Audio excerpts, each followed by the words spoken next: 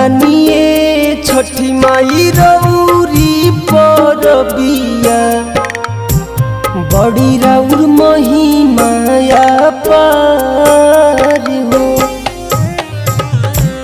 जोड़े नरियलवा से देतानी रघिया जल बीच होई के खाड़ हो। करतानी है छठी मैया रौरी परबिया बड़ी राउर महिमाया पार हो।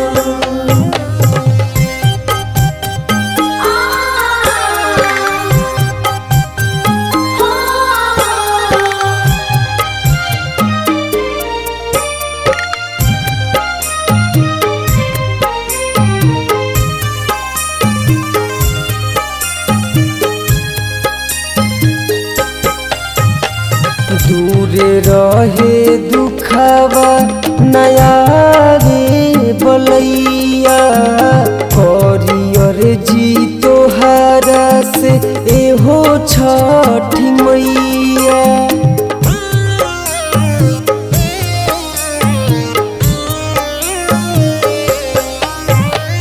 दूरे रहे दुखवा नया रे बलैया करियर जी तोहारा से हो छठी मैया।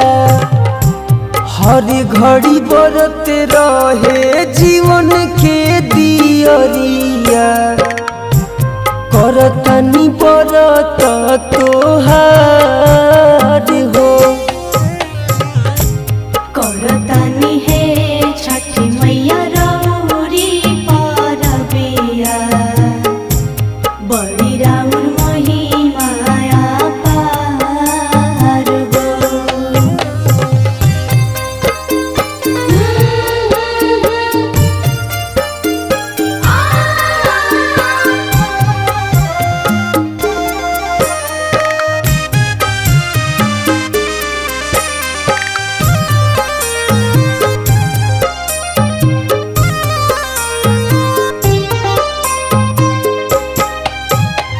फल फल हरिया से दौरा सजाई हमरो पूजन स्वीकार करी माई।